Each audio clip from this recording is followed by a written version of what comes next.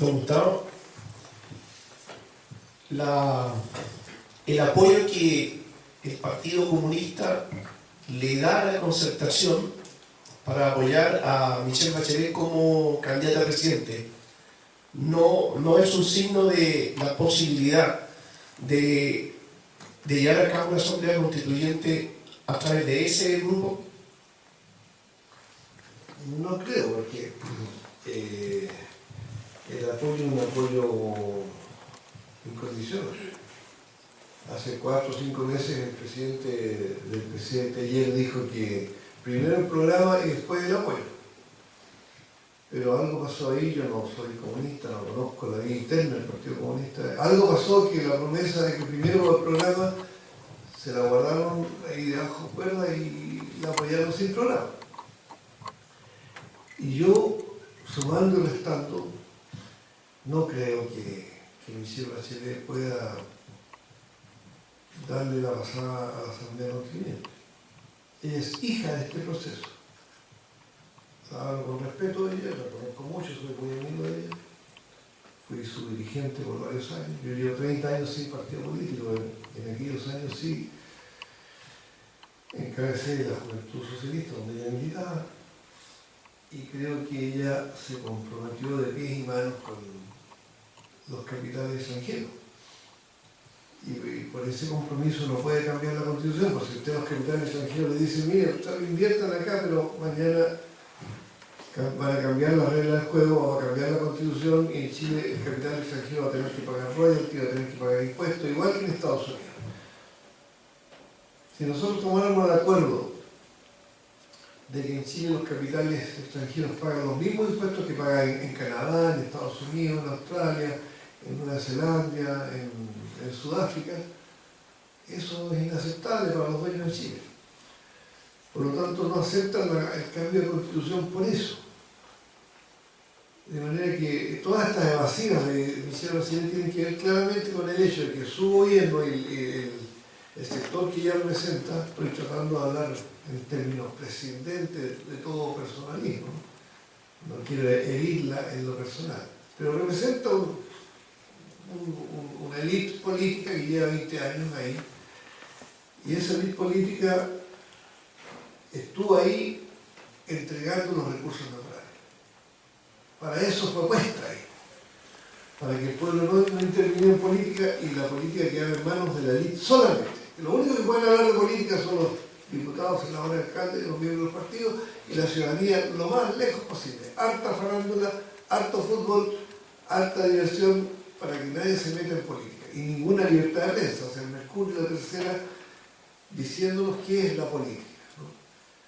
Entonces, ella jugó su papel en ese escenario y por eso fue condecorada por Rockefeller, por la Barry Gold, en el Waldorf Astoria, por el Council of Americas, en inglés, y ella contestó en inglés.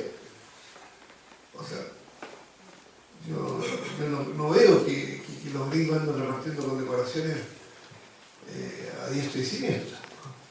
Ahí está la Escondida, la Feldors, la Billiton, la diputada Las Condes, o sea, la Anglo American.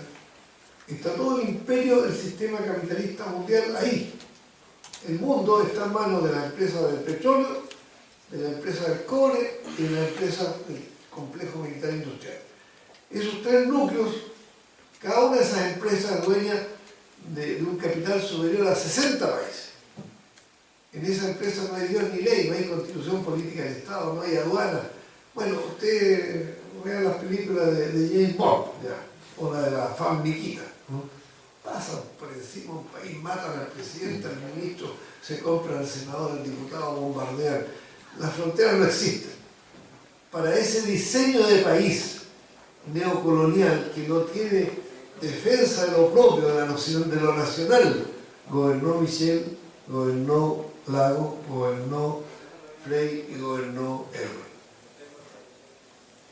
Nunca en la historia de Chile, en los últimos 100 años, habíamos tenido gobiernos tan antipatrióticos. Desde Ramón Barros Luco, que no teníamos gobierno a comienzos del siglo XX, gobiernos que hayan enajenado tanto la riqueza nacional. riqueza que obviamente que bastaría un buen presidente capitalista en Chile para que Chile fuera rico. Bastaría que los chilenos explotáramos en favor nuestro el agua, en favor nuestro los bosques, en favor nuestro el mar, en favor nuestro el fondo marino, en favor nuestro los salmones, la pesca, el cobre, bastaría eso y seríamos inmensamente ricos. Pero este sistema fue impuesto desde afuera. En el año 90 no ganamos nosotros, no ganamos los que luchamos contra Pinochet. En el año 90 ganaron los mismos que impusieron a Pinochet, lo sacaron y pusieron a otros civiles que cumplieran el trabajo sucio que las Fuerzas Armadas se negaron a cumplir. Y por eso que estas cuestiones no son blanco y negro. Nadie creerá aquí que yo le he hecho un homenaje al almirante José Toribio Merino de Castro, ¿verdad? Yo he dicho que está en el acta de la Junta de Gobierno y está a disposición de todos ustedes el acta. Y además cuando uno lee el acta no le llega el tufo. No, era hediondo, de borracho, era de whisky de las 7 de la mañana. Bueno, entonces yo no creo que el apoyo del PC a Michelle Bachelet vaya a influir en mucho. El PC es un partido muy chiquito y obviamente no representa a la izquierda, es un partido que tiene sus propios intereses y en este apoyo, a mi entender, hay concesiones subalternas que no van al interés nacional, es el interés del partido, no al interés nacional. Sí. Don Gustavo, yo soy Alejandro Toledo, soy dirigente social de Forestal y además soy militante de la Izquierda Cristiana de Chile. Su exposición me parece bastante realista, pero también bien lastimosa, porque todas las esperanzas que queríamos construir, ¿no es cierto?, como que se pone el tapete de la imposibilidad de cambiar, ¿no es cierto?, todas estas tareas que uno, sin saber de política mucho, pensaba que era de un momento a otro. Creo que la Asamblea Constituyente es un gran trabajo, es una gran tarea, y creo que debemos de tener la esperanza de querer construirla en función de, ¿no es cierto?, el bien país y de recuperar nuestra soberanía popular. Yo en eso tengo la esperanza, aunque cuesta, pero tengo dispuesto mi voluntad de poder hacer eso, de poder colaborar en eso. Esa es como una opinión. Con respecto, yo quería hacer como, no es por ser majadero, pero aquí lamentablemente, ¿no es cierto?, los recursos naturales no han sido privatizados, lamentablemente, sino que se usa la figura jurídica de concesionado. Por eso las Fuerzas Armadas no han levantado la voz con respecto a las concesiones de las mineras, porque no han sido privatizados, han sido concesionados, ¿no es cierto? Ese es el valor jurídico que nos han planteado varios defensores, ¿no es cierto?, de la defensa del cobre, por otro lado. Y la última, que es más bien la pregunta, estas dos eran observaciones, lo último que es la pregunta, se ha corrido la voz por todos lados, ¿no es cierto?, que usted es precandidato a la presidencia de la República, apoyado por todas las coordinadoras y trabajos comunales de asambleas constituyentes. Yo quisiera saber si hasta qué punto es cierto eso, por primera cosa, y segundo, si eso es cierto, ¿ha habido alguna conversación con los otros precandidatos de la izquierda extraparlamentaria y de los movimientos sociales para que antes del 15 de agosto tuviéramos los movimientos sociales, la izquierda extraparlamentaria, porque ya no podemos decir de que la izquierda es toda, sino que hay un sector de la izquierda que se juega con la concertación? Entonces, a ver si desde aquí al 15 de agosto podríamos, usando sus buenos auspicios y su gente que lo está apoyando, construir un programa único, una lista única parlamentaria y un candidato único de la izquierda, porque sería lastimoso de que después del 17 de agosto aparecieran los movimientos sociales de la izquierda extraparlamentaria con 2 o más candidatos en función de un objetivo común, que es recuperar la democracia y la soberanía popular. Bueno, muy puntualmente, yo soy bastante optimista, por eso estoy aquí. O sea, me bajé el avión anoche a las 9 de la noche, volé 25 horas y tomé el caballo y vine para acá. Entonces no lo haría si no estuviera convencido de que sumando una de otra asamblea y otra y otra y otra, desde luego durante los movimientos sociales de los últimos 20 años hemos estado en todas, la asamblea de Magallanes, la asamblea de Aysén, la asamblea de Freirina, la de Calama, y es muy grato cuando el pueblo está movilizado, adquiere una conciencia a gran velocidad. Yo creo que de los mejores debates que he tenido en la Asamblea Ciudadana de Aysén, porque como ellos ya habían vivido el proceso, lo que yo les conversaba ya lo sabían, no lo habían leído en los libros, sino lo habían vivido en la práctica, de tratar de hacer soberanía, de tomar decisiones como pueblo, y arriba, del intendente para arriba, el ministro, el presidente, no se oye padre. Entonces, ese choque brutal entre la demanda de la gente común y corriente y la superestructura política, eso es lo que estamos viviendo hoy día, y para eso es la Asamblea Constituyente. No sé si ustedes vieron hace como un mes una noticia que fue callada. El alcalde de Aysén, ahora me acordé porque yo lo conozco, el alcalde de Aysén en una conferencia de prensa dijo: mire, para mi campaña electoral yo le pedí ayuda económica a Hidro Aysén, ¿no? Y estos cagones me dieron 3 millones de pesos nomás. Lo digo en la televisión, el alcalde, ¿no? Estaba molesto porque se lo habían coimeado por muy poquito. Él seguramente quería 50 millones y le dieron 3 millones. Bueno, según el derecho constitucional, el intendente debiera haberlo metido preso porque es un delito de acción pública, ¿no? Inmediatamente él está confesando que está cometiendo un delito, por lo tanto, bueno, pero al margen del hecho jurídico que este señor es un corrupto, que se queja que lo corrompen por poco, ¿no? En esos mismos días, el senador Horvat, Renovación Nacional, nadie me acusará que estoy defendiendo a Horvat, ¿no?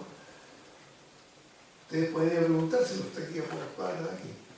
El senador Horvat dijo: mire, Hidro Aysén es una empresa delincuente, ¿no? Yo me opuse a Hidro Aysén en defensa de mi comuna, de mi tierra, y Hidro Aysén me mandó a matar. Y describe el senador Horvat cómo lo mandó a matar, cómo fue el momento en que se metieron a la casa y trataron de matarlo, ¿no? Bueno, si hubiese tratado de matar a mí o a cualquiera de nosotros que no somos senadores, pero un senador, y además un senador momio. Y sin embargo en Chile nadie dijo nada. No salió en el Mercurio. Esta noticia se filtró por redes de internet, pero ningún diario, ninguna radio, ningún canal de televisión informó que el senador denunció que lo había mandado a matar la empresa Hidro Aysén. Y en esa misma entrevista él dice que aquí ya está, hay una situación, no me acuerdo textualmente, pero dice: todos sabemos que las empresas controlan los partidos políticos. Lo dice un alto dirigente de Renovación Nacional.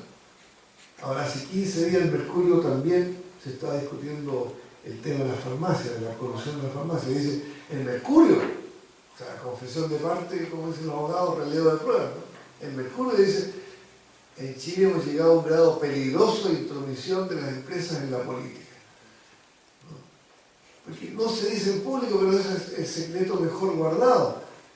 No puede usted tener 10.000 millones de pesos para ser candidato a senador por Valparaíso. ¿De dónde lo va a sacar?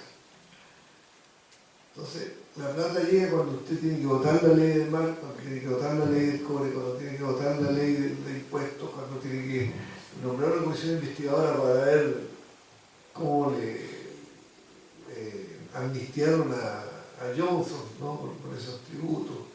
En fin, ahí ya empieza a moverse el piso. Pero hay una situación grave. Estas cosas no están en los diarios, pero son de por sí indignas, son aberrantes. Y nosotros como ciudadanos, aunque no tengamos prensa, tenemos la obligación de ventilarlas en público, de discutirlas ampliamente. El otro punto, el de la concesión, es un tema muy engorroso, pero yo quiero traerlo acá, voy a abusar de la paciencia de ustedes. Nuestro amigo decía de que no hubo privatización, sino que hubo concesión. La concesión plena, estimados alumnos, es peor que la privatización.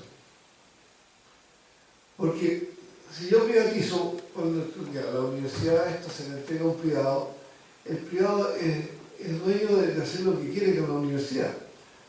Pero por el solo hecho de asumir el mandato, no tiene que hacerla funcionar. En cambio, la concesión plena fue dictada en enero de 1982, o sea, 11 años después de la nacionalización del cobre. Entonces, como dije antes, cuando Pinochet dicta la Constitución del 80, el bando militar, conserva el cobre nacionalizado. Pero 2 años después está con el agua al cuello, no tiene plata ni para pagar sueldo a las Fuerzas Armadas. Entonces recurre de urgencia a José Piñera, hermano de Sebastián, y a Vigi, y le dice, haga una ley que traiga capitales extranjeros. Y ahí inventan estos dos señores la concesión plena. ¿En qué consiste? Lo voy a citar porque es otro ejemplo de Macondo. En ningún país del mundo existe esta concesión plena que existe en Chile. Dice, el Estado chileno es dueño del cobre, de acuerdo, pero lo pueden llegar en concesión a un privado.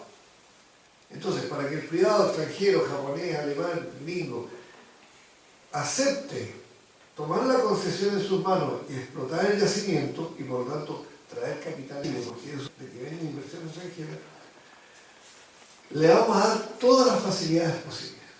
Y la facilidad que le otorga la concesión plena es que usted no es dueño, es concesionario, pero tiene más poder que si fuera dueño. Usted si quiere, se queda con el yacimiento minero y no lo explota. Y nadie le dice nada. Si quiere, lo cede a sus herederos. Imagínate un capitalista ruso que se queda con la concesión de un yacimiento chileno, que es de ustedes, de todos nosotros. Y si quiere, se lo hereda a sus nietos. ¿Ya? Y para asegurarle a ese inversor extranjero que nunca le vamos a quitar la concesión, porque si no soy dueño del yacimiento, le quito, en el momento que yo me plazca, le quito el yacimiento.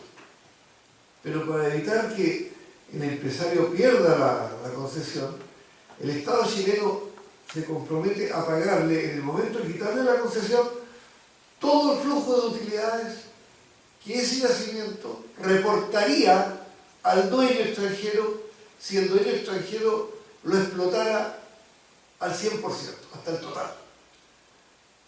Entonces, un yacimiento usted nunca lo va a explotar antes de 40, 50 años, ¿no? No tiene sentido además. Pero el Estado chileno le paga las utilidades adelantadas de 50 años.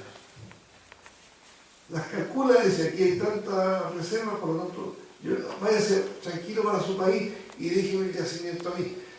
Pero le paga por un yacimiento de cobre o de oro, de lo que sea, que es de nosotros, de todos nosotros los que estamos en esta sala.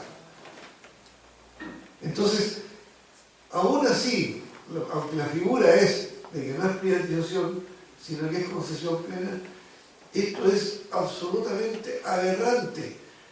Y yo, para no dramatizar más el asunto, porque claro, yo soy pájaro de cuenta, he estado luchando aquí y acá por cambiar el mundo de fase, digamos. Pero esto lo dijo alguien que no tiene ninguna apariencia ni historia de conspirador ni de revolucionario. Lo dijo Pablo Rodríguez Grez, el abogado de Pinochet. Hasta el día de su muerte, Pinochet tuvo un abogado defensor que fue Pablo Rodríguez Grez, que es abogado constitucionalista, profesor de Derecho Constitucional. Y cuando apareció esta ley de la concesión plena, él con su nombre y con su foto en el diario La Tercera publicó un artículo diciendo que la ley de concesión plena, si quieren tomar nota, ley 18.023, es violatoria de la Constitución Política de Pinochet. Claro, porque la Constitución Política de Pinochet dice que el cobre, que los yacimientos mineros son de propiedad absoluta, exclusiva, inalienable e imprescriptible de propiedad del Estado. Y 2 años después dictan otra ley que dice exactamente lo contrario. O sea, que el yacimiento minero se puede vender a capitales extranjeros. La ley 18.023 es una ley orgánica constitucional, que no forma parte del texto de la Constitución, pero que para cambiarla usted necesita 4/7 de los diputados y 4/7 de los senadores en ejercicio, no los que están en la sala, sino en ejercicio. Es decir, es tan inmodificable como la Constitución misma, como el sistema binominal, como el sistema municipal, etc. Es decir, estamos ante el hecho rotundo de que la ley fundamental, la Carta Magna, como decía nuestro presentador, está hecha para guardar las apariencias de un robo a los ciudadanos de Chile. Y ese robo se protege a través del Mercurio, de la tercera, de la segunda, de la cuarta, de 5 canales de televisión y de 3 cadenas de radio que se encargan de que usted no sepa nada de lo que estamos hablando. Porque yo creo que la mayoría de ustedes no sabían que hubo un intento de asesinato del senador Horvath. Y que un senador de derecha estaba planteando, ¿no?, de que las grandes empresas están controlando la política. Y les puedo hablar 20 casos de este tipo, que no lo sabemos porque estamos todos los días desinformados. El presidente Correa. O lo de Correa, que es otro cuento más largo todavía. En este momento hay un policía asilado en la Embajada de Ecuador en Santiago, porque ese policía denunció que hay una red de narcotráfico asociada al jefe del ejército en Colina, que estaba con dinero en narcotráfico financiando un grupo terrorista destinado a matar al presidente Correa cuando viniera a Chile. El periodista que publicó esta noticia, Patricio Meri, un periodista muy conocido, prestigiado, no salió en ningún medio.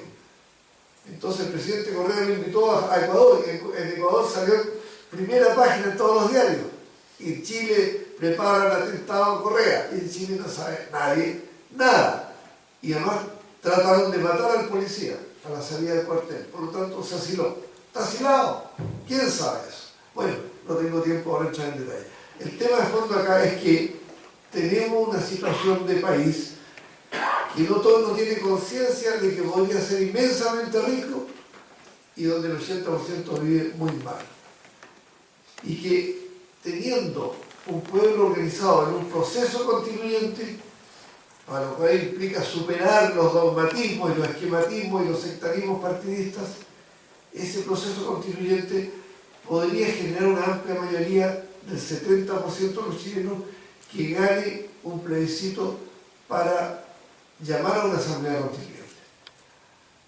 Pero si una vez que ganamos el plebiscito y elegimos los delegados de la constituyente y tenemos mayoría en la constituyente y redactamos línea por línea la nueva constitución, cómo va a ser la educación, los derechos de la mujer, los derechos del niño, los derechos de los abuelos, los derechos de la naturaleza, todos los derechos que hoy día no existen, los ponemos en el papel porque el papel aguanta todo, entonces después se aprueba la constitución, está vigente, pero igual los poderes fácticos, las transnacionales, el ejército, el Opus Dei, el Mercurio, atropellan la constitución.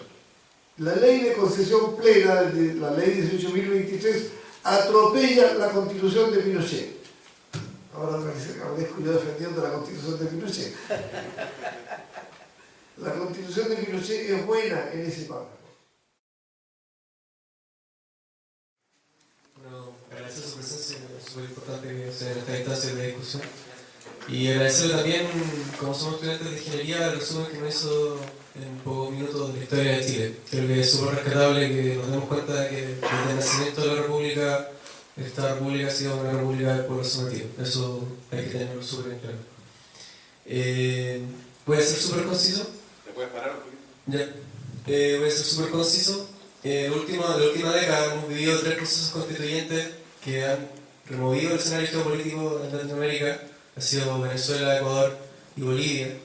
Y quiero preguntarle a su juicio, porque en estos procesos democráticos siempre ha habido un factor detonante o una historia a corto plazo que ha determinado, por ejemplo, crisis sociales y políticas, como lo que fue en Ecuador, la dolarización, la crisis política de un presidente que fue aprobado casi con un 2%, etc.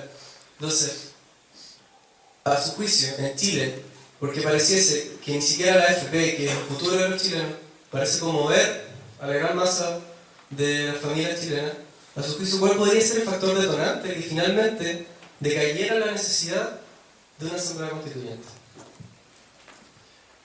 Bueno, el concepto que está de por medio es un concepto clave, es la correlación de fuerza. La correlación de fuerza no solo son los votos, influye, pero Agustín Edwards no necesita votos. Llevaste un editorial de Mercurio y ahí están corriendo todos los partidos políticos para ponerse en la línea de lo que dice Mercurio. Nosotros mismos nadie nos daba pelota. Hasta que una vez, en septiembre del año pasado, el senador Walker, presidente de la Democracia Cristiana, estaba negociando casi en secreto con Piñera el cambio del sistema electoral. Entonces dijo, en televisión, dijo el senador Walker, si el presidente Piñera sigue intransigente, sigue obsesionado con no cambiar el sistema, yo me cambio de caballo y apoyo la Asamblea Constituyente. Lo dijo Walker, no cualquier senador, presidente de la DC. Y no es nada de la izquierda de la DC, ni mucho menos, porque en el movimiento por la Constituyente hay miles de demócratas cristianos, muy activos. Bueno, entonces ahí sí el Mercurio le pareció grave y lanzó una editorial, la primera en muchos años, en el que en un lenguaje retorcido, no directo, pero retorcido, dice: los que claman por una constituyente están jugando con fuego porque está en entredicho el Estado de Derecho en Chile. Los que somos más viejos sabemos cómo habla el Mercurio, nunca te la dice directamente. Entonces, en el fondo, lo que dijo el Mercurio: si ustedes siguen jodiendo con la constituyente, les vamos a dar un golpe de Estado. Es la otra forma de decir las cosas. Entonces, esa toma de posición del Mercurio fue seguida de una toma de posición del diario La Tercera, y después, inmediatamente a continuación, vino Camilo Escalona, vino José Miguel Insulza, Genaro Regada, y nos empezaron a dar como bombo de que nosotros éramos algo así como terroristas, como Al Qaeda. Y por eso nosotros tuvimos que decir: un momentito, la Asamblea Constituyente la planteó Bernardo O'Higgins, esto no es de los marxistas, viene de mucho antes. Es una tarea inconclusa, la República todavía no es, va a empezar a ser el día que tenga Asamblea Constituyente. Y en ese sentido, lo que usted señala de los ejemplos, no los ejemplos, el hecho de que en América Latina haya habido estos procesos es muy potente. Porque este es un continente, mal que les pese a los más de derecha, tenemos la misma lengua, tenemos el mismo ejército de ocupación español o portugués, tenemos la misma iglesia que se instaló acá, la misma formulación oligárquica, ¿no? Agroexportadora, es toda una cultura. Por lo tanto, este es el bloque más potente del mundo. Si nosotros sumamos el cobre chileno, la plata, el oro que hay en Chile, a la plata, el estaño boliviano, que queda poco, pero además Bolivia tiene hidrocarburos, tiene gas, al agua que tiene Argentina y que tiene Brasil, al poder energético brasileño, al poder petrolífero de Venezuela, la producción agraria y ganadera argentina, uruguaya. Esto es una potencia superior a Europa, a África, a Asia y a Estados Unidos. Es una tremenda potencia. Entonces, aunque haya gobiernos de derecha, Piñera tuvo que ir a saludar a Correa, ¿verdad? Correa es claramente de izquierda. Y Piñera tuvo que ir, porque el proceso continental avanza en una dirección de participación democrática y de asambleas constituyentes. Nosotros el año pasado formamos una agrupación continental con los movimientos por las constituyentes de América Latina y España y Francia, porque en España también quiere esa asamblea constituyente para pitearse al rey que anda cazando elefantes, ¿no? El Juan Carlos, ¿no? Y en Francia también quieren hacer la Sexta República. Es un movimiento bastante universal, y los indignados de España sí abiertamente lo plantean, la asamblea constituyente.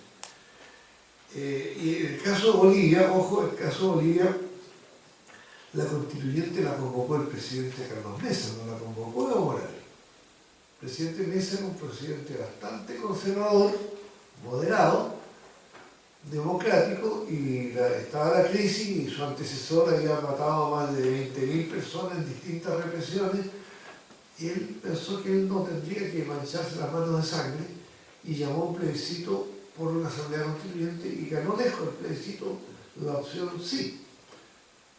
Lo que pasa es que a continuación tuvo que renunciar por la crisis económica y se llamó a elección y ganó Evo Morales. Porque cuando ganaba Morales tenía la mesa servida, se fue a la Cocheguagua. Evo Morales con la asamblea constituyente que ya estaba aprobada. En el caso ecuatoriano, como dije antes, fue producto directo del fracaso del modelo económico neoliberal. Y en el caso de Venezuela, Chávez no era ningún político, ni era un tipo, no era buen orador, ni era simpático, ni nada. Había intentado una revuelta democrática porque él se rebeló contra las órdenes de sus jefes que lo mandaron a masacrar a la población en lo que se llamó el Caracazo. Y como él se resistió a eso, hizo un motín y fracasó el motín. Pero a partir de que fue liberado, porque era muy popular, porque el motín era popular, él lanza su candidatura presidencial con una sola bandera: Asamblea Constituyente. Nada más. Asamblea Constituyente. Ahí golpeó. ¿Y qué mérito tuvo esto, igual que en el caso ecuatoriano? Que para elegir delegados a la Asamblea Constituyente, tanto el presidente Correa, como el presidente Evo Morales, como el presidente Chávez, no se apoyaron los partidos políticos tradicionales obsoletos y corruptos, sino que generaron procesos electorales directos desde las bases de las poblaciones, de los estudiantes, de los sindicatos, de las comunidades indígenas. Entonces, en el proceso constituyente al que yo me refería al inicio de esta charla, se generó una nueva forma de organización política que reemplazó a los antiguos partidos. Y al ganar la Asamblea Constituyente y la Constituyente redactó la nueva Constitución, ya la nueva Constitución pasó a ser el nuevo paradigma, la nueva visión de sociedad, el nuevo patrón civilizatorio, la nueva forma de explotar los recursos naturales, la nueva forma de relacionarse con los pueblos originarios, la nueva cultura para el próximo siglo XXI, siglo XXII. Entonces, usted no cambia la Constitución aplicando los preceptos de Montesquieu del siglo XVIII. No, usted cambia la Constitución pensando en los próximos 1000 años de Chile y de América. Y por eso cuando se plantea una asamblea constituyente usted tiene que saber qué va a proponer, qué fuerzas armadas vamos a tener. Hay que tocar ese tema. Ya dije por qué. Por eso que este tema no ningún candidato a senador ni ningún candidato presidencial se nos va a decir. Hasta que de las fuerzas armadas no se habla. De la AFP no se toca. Del poder de los poderes, no. Tiene mucho poder. Mejor no meterse las patas a los caballos, como decía Erwin. Nosotros no. Nosotros tenemos que decir, mire, si no hablamos claramente con los militares, ellos pueden dar un golpe de Estado. Pero, ¿cómo los vamos a convencer? ¿Con bonitas declaraciones? ¿Invocando la Biblia? ¿O los 10 mandamientos? No, tenemos que convencerlos por pueblos organizados en la calle. Los movimientos feministas, los movimientos ecológicos, los movimientos de derechos humanos, los mapuches, los aymaras, los quechua, todos los pueblos, ¿no? Y en nombre de O'Higgins, en nombre de la paz. Mire, señor comandante y jefe del ejército, René Schneider, fue asesinado por un comando de la CIA. Y el otro comandante en jefe, general Carlos Prat González, fue asesinado por un comando de la CIA. ¿Y el ejército de Chile qué hace? ¿Le ha pedido explicaciones al Pentágono de Estados Unidos? Si está demostrado. Hay documentos del Senado de Estados Unidos que acreditan que fueron con armas financiadas y con instructores militares norteamericanos, que los dos grupos que mataron a Schneider y mataron a Pratt eran enviados por el gobierno de Estados Unidos. ¿Alguna vez algún demócrata chileno, algún presidente chileno le ha pedido explicaciones al gobierno de Estados Unidos por eso? O la intervención de la operación UNITA en Chile. O sea, fue aquí en la costa de Valparaíso, el golpe fue aquí. La UNITA, los barcos de guerra norteamericanos, aquí. Hay una película sobre eso, yo se lo recomiendo, trabaja Clark Gable, no es Clark Gable. Missing, la película Missing. ¿Cómo se llama? Un gran actor de Hollywood. ¿Quién? Jack Lemmon. Jack Lemmon. Una buena película. Jack Lemmon fue al Oscar por esa película. el que relata cómo estaba la flota de guerra norteamericana acá, y el golpe lo hizo la flota norteamericana. Dirigió desde los acorazados gringos, se dirigían las operaciones de toma militar de las ciudades de Chile. Todo eso no podría ocurrir si hubiera una asamblea constituyente que diga: se prohíbe el ingreso al territorio nacional de cualquier unidad militar extranjera sin permiso expreso del Parlamento de Chile. Eso lo dicen todas las constituciones del mundo. En Chile nos instalaron una base militar en Concón hace ya 2 años y nadie dijo nada. Lo más normal del mundo. Tenemos una base militar extranjera aquí, a pocos kilómetros de esta universidad, y aparece como normal. En cualquier país del mundo cae el presidente de la República, por eso está violando la soberanía nacional. Eso no es permitido en un país civilizado. Entonces, espero que, con lo que les he dicho, quede claro que este no es un tema para las elecciones de mañana, ni para un candidatito, ni para un partidito. Esto es una tarea para todo el pueblo de Chile, y especialmente para los jóvenes, porque ustedes lo van a pasar peor que nosotros. Peor que nosotros. Nosotros tuvimos educación gratis, salud gratis, y tuvimos mucha libertad. Entre el 58 y el 73, en esos 15 años que tuve el privilegio de que mis padres me dieron a luz y viví mi infancia y mi juventud en un país de los más libres del mundo.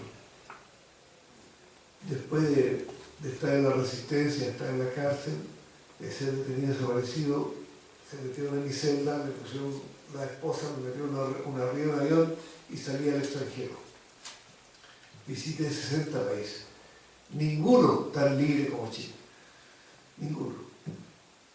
Las libertades que teníamos en Chile entre esos 15 años eran absolutamente ejemplares para el continente. Aquí venían los presos políticos de Uruguay, de Venezuela, la gente que venía arrancando. Chile era el asilo contra la opresión. Pero ¿qué pasa cuando hay libertad? La gente opina, ese es el problema. Si hay democracia, la gente se informa y se forma su propio concepto y vota.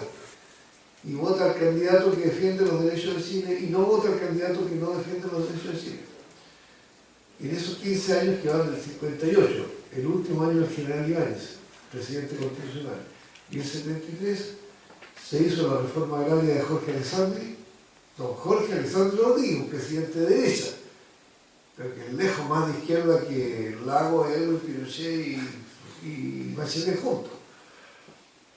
Hizo reforma agraria donde don Jorge Alessandri, hizo reforma agraria donde Eduardo Frei, hizo chilenización del cobre donde Eduardo Frei, hizo nacionalización del cobre Salvador Allende.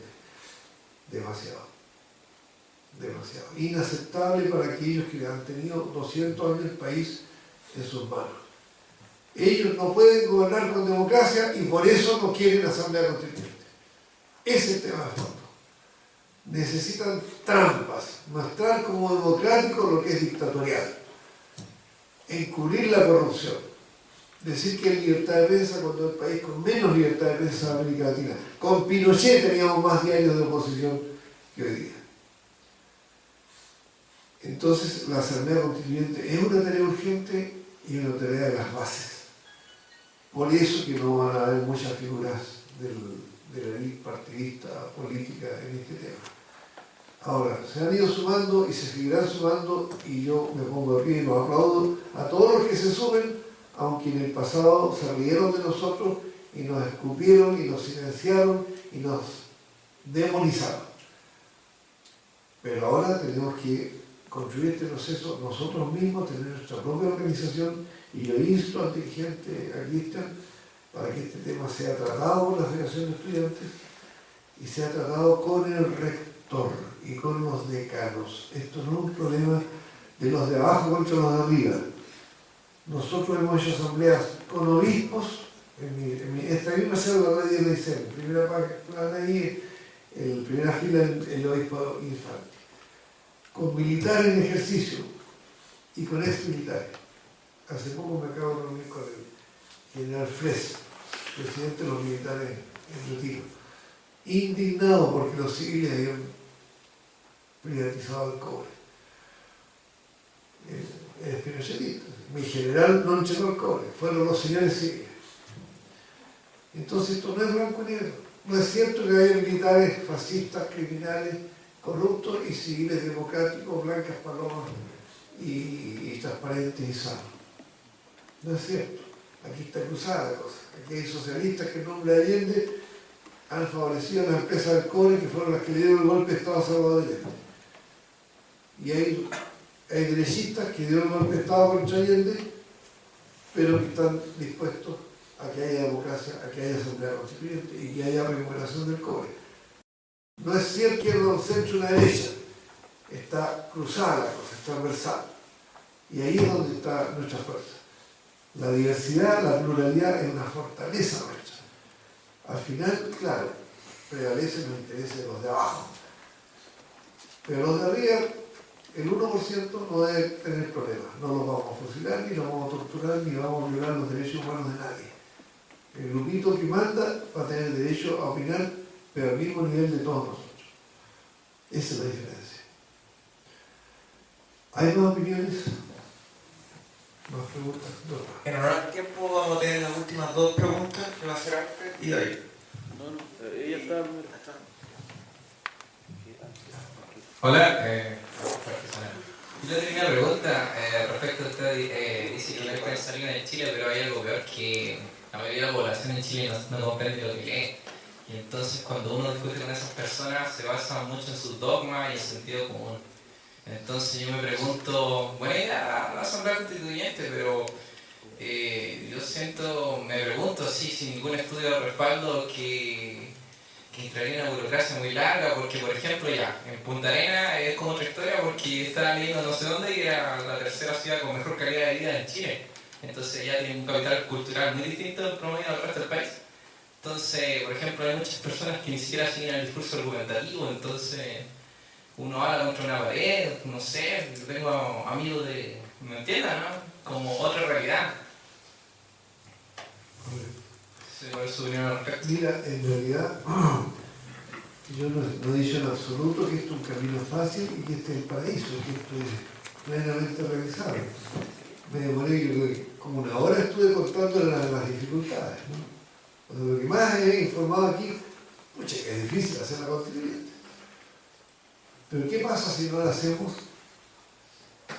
Ese es el problema. En estas 2 horas que llevamos aquí, las empresas transnacionales del cobre se llevaron $200 millones. En estas 2 horas. Sin hacer un desfile, sin hacer ningún esfuerzo, sencillamente apretando un dedito en el computador. $200 millones, que son de todos nosotros, se las llevaron. Ya no vuelven. Entonces, hay que hacerlo a pesar de las dificultades. Y tú has dicho una cosa muy fuerte. Yo ahora no tengo tiempo para entrar en detalle, por eso al comienzo me puse el paciente de la guía, le dije que esto es un tema muy largo, que hay que estudiar mucho tiempo, y yo lo que puedo hacer es motivarlos para que ustedes se hagan otro seminario. Cristian me había dicho la posibilidad de hacerlo más adelante. Hagámoslo, invitemos a estudiantes de Derecho, invitemos gente de la UDI, invitemos a gente de Renovación Nacional, invitemos al director del Mercurio del Paraíso, a gente bien de derecha, ojalá, invitémoslo, hagamos una confrontación de ideas, porque este tema tiene muchas aristas. Y una de las aristas es que la gente está mirándose naturalmente su propio ombligo. Yo ahora, les insisto, acabo de estar en varios países de Europa, me bajé anoche de Nueva York, y analizando todos estos temas, el país, la patria, la gente, ¿y cuándo vamos a tener derecho a voto los del exterior? La primera pregunta, en todas partes, ¿cuándo tenemos derecho a voto los del exterior? No tienen derecho a voto. Ustedes ven en la televisión aquí en Chile, elecciones en Venezuela, elecciones en Estados Unidos, elecciones en Alemania, elecciones en España, y las embajadas de esos países están llenas de gente votando. Pero por Dios, ¿cómo es posible que seamos el único país de América que no tiene a sus ciudadanos el derecho de votar porque están fuera del país? Es que esto es repugnante. es absolutamente repugnante. Y todavía hay cientos de chilenos que por el decreto de Pinochet no pueden volver a Chile.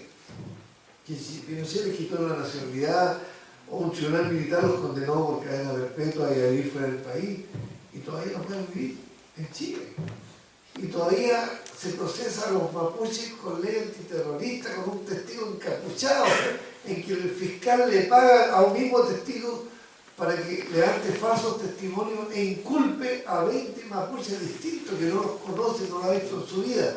Él va, inventa, miente, denigra, y a esa persona con ese testimonio de un encapuchado lo condenan a 20 años de cárcel. Eso no existe en ningún país de América Latina. Y en ningún país del mundo hay leyes secretas. Entonces aquí el amigo que se acaba de retirar de la órbita me decía que es casi depresivo lo que estoy diciendo. Bueno, yo no estoy tratando de que nadie aquí se suicide, pero es que hay que tener conciencia que vivimos en la porquería. Vivimos en la porquería. ¿Y por qué, qué novedad es que vivamos en la porquería? Si todo esto emana de Pinochet. Me van a disculpar, pero de un miserable. Si Pinochet le echó la culpa a su señora en el juicio. Clase de hombre. Se lo digo con conocimiento de causa, un miembro prominente de nuestro movimiento, el juez Juan Guzmán Tapia, que procesó a Pinochet. Y él dijo, no, es que Lucía se metía en esta cuestión y yo no sabía. Por favor. Y ese canalla impone la constitución que ustedes tienen que obedecer, y ustedes y sus hijos y sus nietos. En este país tan lindo, con gente tan capaz, con un Pablo Neruda, con Gabriela Mistral, con Claudio Raúl, con Roberto Mata, con Violeta Parra, con luminaria de las ciencias, Maturana, etc.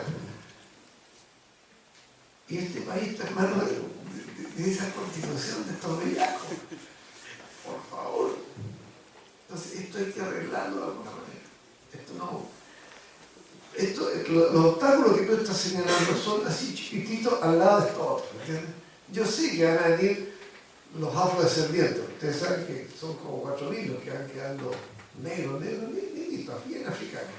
Son chilenos. Son descendientes de la esclavitud que hubo en Chile en la época precolonial y durante una parte de la República.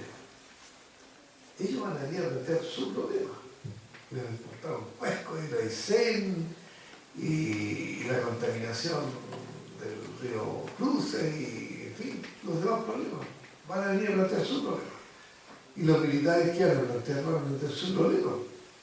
Usted va a llenar la cuestión de que miren los derechos humanos. Sí, un momentito, mire, estamos de acuerdo, pero ¿qué hace usted si somos invadidos por Argentina y por Perú y Bolivia?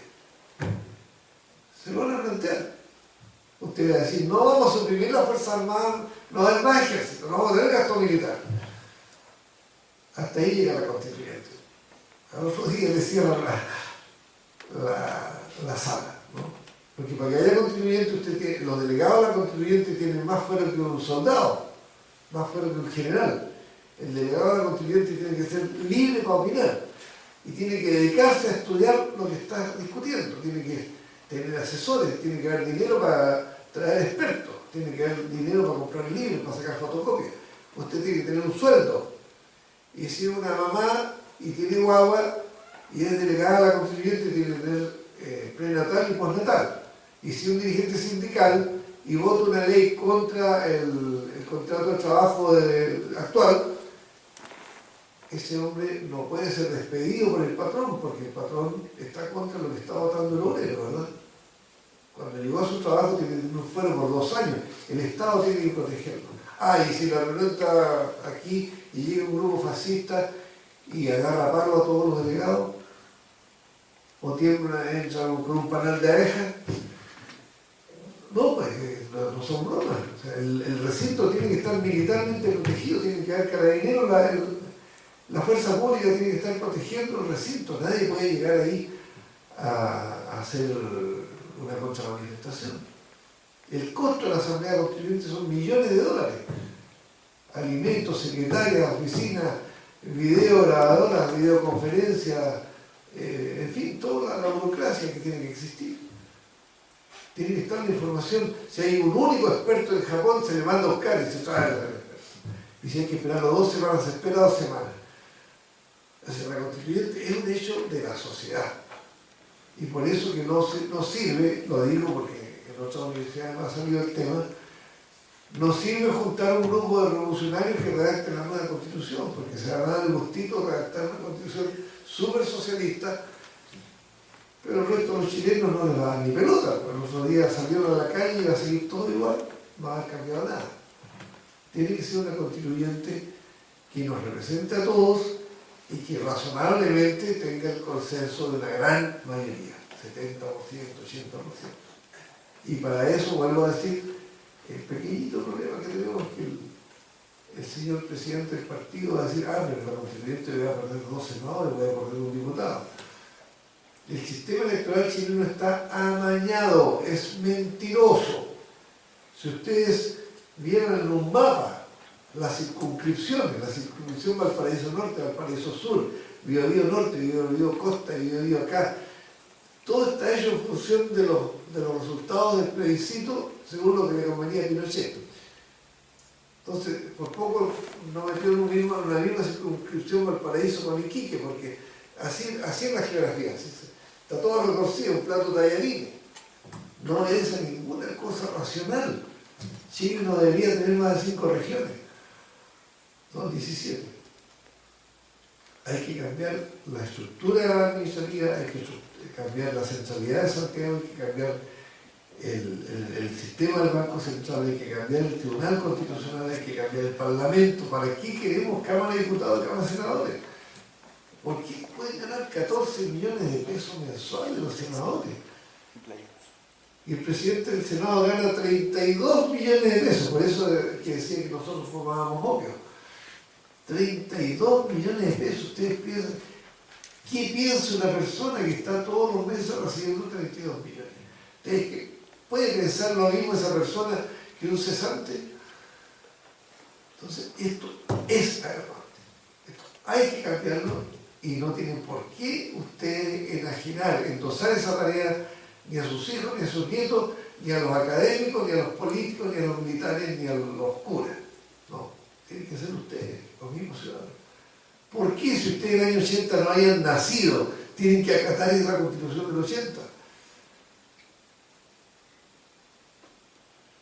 Entonces están todas las condiciones históricas para que esto sea realizable. América Latina está en esa línea y el modelito fracasó. Y como fracasó el modelo neoliberal, tiene que cambiarse la Constitución que ampara ese modelito. Así de lógico es. Lo que pasa es que no es fácil. Es más fácil ir a hacerle la pata al señor diputado, al señor senador, portarse bien, calladito, porque si tú te portas bien y estás calladito y aceptas todo, y aceptas la corrupción y aceptas que las bases militares extranjeras, todo, te eligen, seguro que te eligen diputado. Y si te portas mejor, vas a llegar al presidente de la República con toda seguridad. Claro, porque te lo eligen de arriba para abajo. ¿Ustedes creen que a Bachelet o a Lago lo eligió el pueblo? No, se arma la máquina arriba y se abre el cambullón y se aplastan los rivales y ya, se instala. Así fue elegido Erwin. O Frei Ruiz Tagle. ¿De dónde? Frei Ruiz Tagle es de mi generación. Por favor. ¿Quién iba a votar por Frei Ruiz Tagle? Si era el porro de los hijos de Don Eduardo. Don Eduardo me metió preso, yo la tengo mala, Don Eduardo. Pero llamó a la constituyente, por favor. ¿Ah? Y era un gran orador, un tipo inteligente. Y mira el hijito que se gasta. Entonces fue presidente porque tenía la nariz, y punto. Y punto. Ustedes se acuerdan que pasó segunda vuelta, ¿no? Bueno, yo fui a hablar con él, fuimos una delegación. Fuimos con Garretón, con Juan Soler Casó, fuimos 15 personas a hablar con él. Una semana antes de la segunda vuelta. Estamos hablando de enero del 2010. Él tenía 28%, Piñera tenía 44% y él necesitaba llegar al 51%. Entonces nosotros dijimos, mire, don Eduardo, usted no puede subir el 28% al 51% con este programa, con esta ambigüedad, con este silencio. Usted tiene una sola solución. Aquí hay 3 millones de personas que no van a votar. con toda razón, porque esta legalidad no sirve para nada. Usted vota y no cambia nada del país. Es un ritual. Mientras usted está votando, Luxemburgo está tomando decisiones que le cambian su vida a usted y a toda su familia. Y él no es elegido por nadie. Entonces, le dijimos, nosotros no venimos a apoyarlo a usted, pero le pedimos que usted nos apoye a nosotros. Dos cosas. Llame ahora a una asamblea constituyente y ahí puede venir una marejada de votos que le haga subir del 28% al 51%. Y segundo, si es elegido presidente, usted no tiene atribuciones para llamar a una constituyente. Esto no se lo olvide, porque ahí puede haber la gente que dice que va a llamar a una constituyente. Mentira, no puede. La ley no se lo permite. Usted va a ser elegido presidente, no rey. Usted no es el dueño de Chile, es apenas el presidente. Manda menos que Luxemburgo. Es un administrador, administrador reglamentado, normado, atado a pies y manos.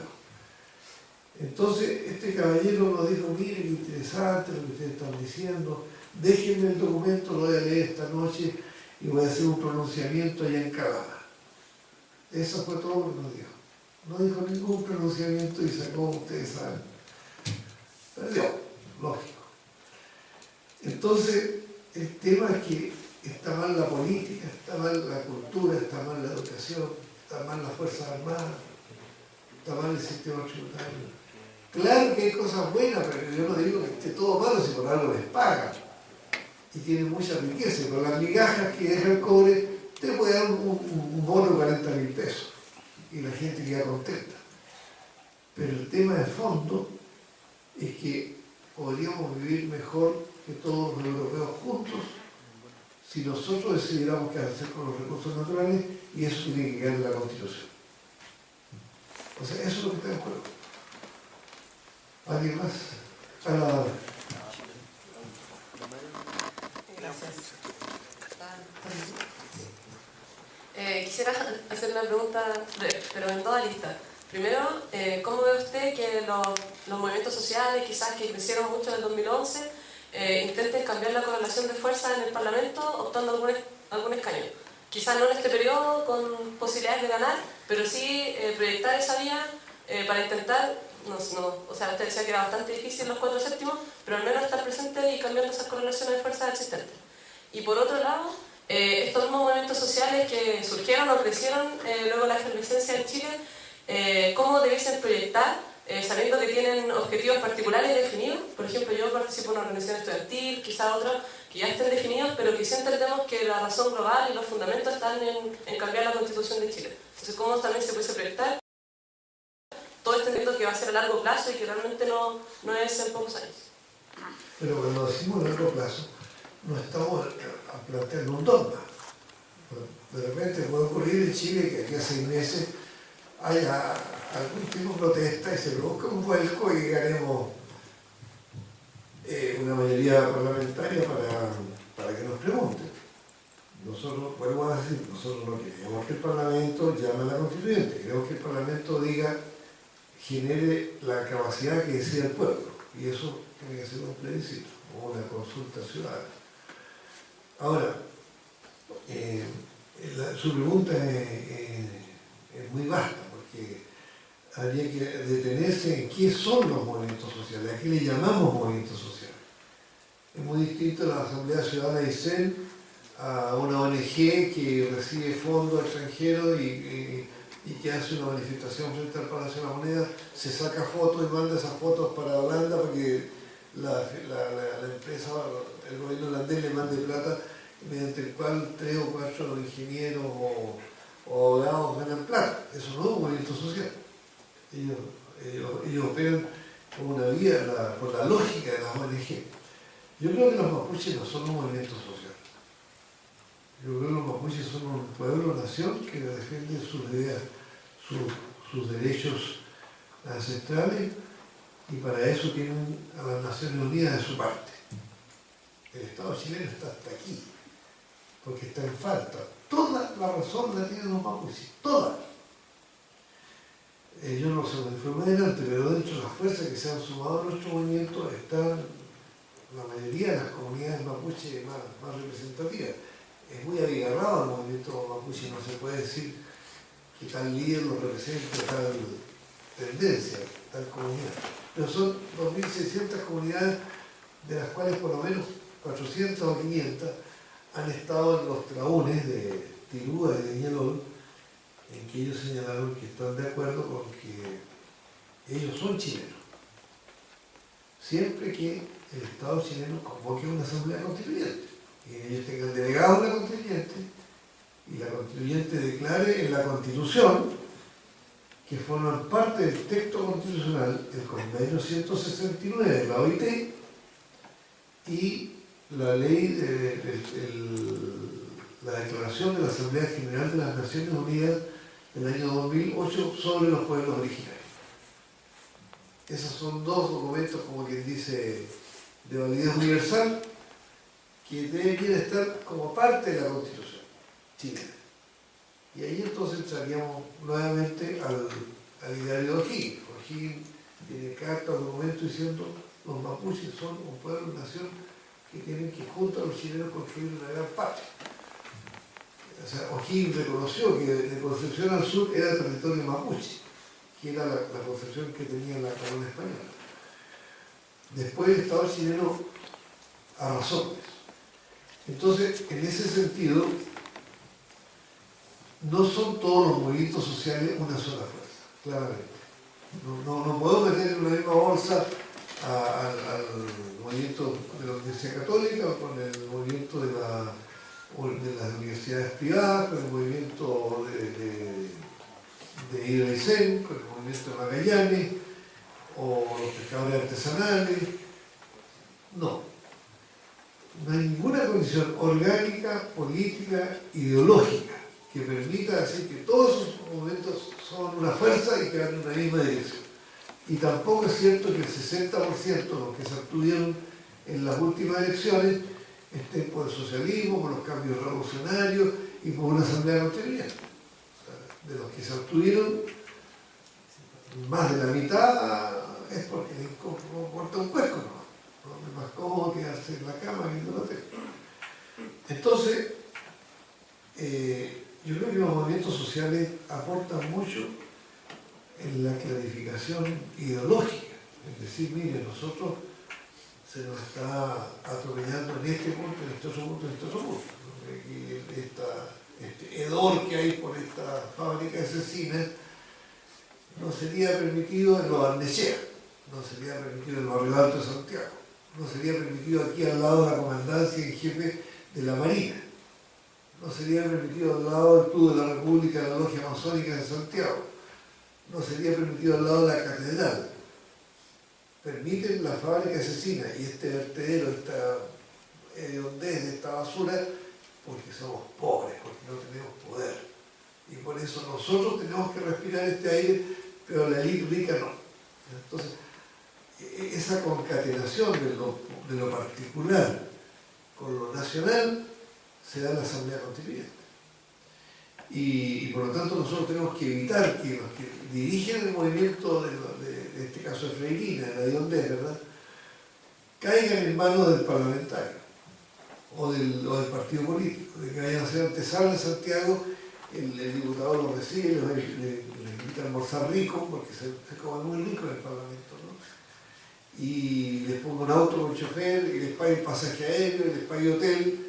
Entonces como tuvieron acceso a un pasaje aéreo en un hotel, ya entonces los diputados son buenos. Y por lo tanto el Estado es bueno, y por lo tanto la Constitución es buena, y por lo tanto todo sigue igual 100 años más. Esto que ha pasado, yo de aquí ya estoy saliendo totalmente de mi condición de coordinador del movimiento, pero me la juego porque su pregunta es muy pertinente. A mí me parece patético que el joven Iván Fuentes de Aysén, ¿no?, cuando se discutió la ley del mar, apoyó a los enemigos. Se volcó contra los dirigentes, los pescadores artesanales. Y producto de eso es candidato a diputado por la democracia cristiana. Entonces, ¿alguien puede decir que todos los que se ven en la calle son honestos, patrióticos, revolucionarios y de izquierda? El joven Jackson yo lo respeto harto, lo aprecio bastante, pero Estuvo 4 meses pidiendo que la Concertación lo metiera en su lista. ¿Y puso alguna condición? ¿Algún programa previo? No. O sea, el objetivo en sí de ser diputado. Y entonces se produce una alucinación, una obnubilación, que es medio difícil, pero encuentro que han obnubilado, ¿no?, con la idea de ser diputado, de vestir como diputado, de hablar como diputado, de caminar como diputado. Los diputados, ustedes saben que caminan de una manera distinta, y dan la mano así, como los obispos, ¿no? Y son suavecitos para mover las manos, todo muy elegante. Pero claro, se les ponen ahí todo lo necesario para que se corrompan. Todo.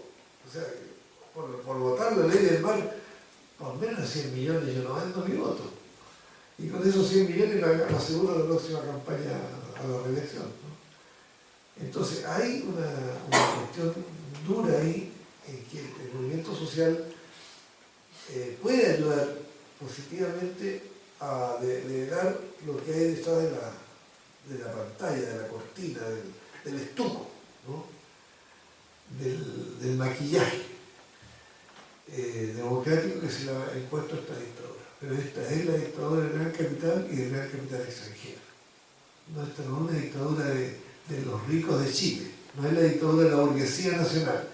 Yo creo que están muy equivocados los compañeros que creen que esto es una pelea entre obreros y burgueses. Porque la burguesía chilena se fue al carajo con esta región. Y el país quedó en manos de capital extranjero, que no tienen ya ni ley. Entonces, atención que el tema es difícil, el tema no admite blanco y negro, aquí no hay buenos ni malos, aquí hay patriotas que luchan por la soberanía o individuos que sencillamente se están derrotados y están dispuestos a acompañar al sistema dominante 100 años más, por varias generaciones más. Eso es lo que está en juego.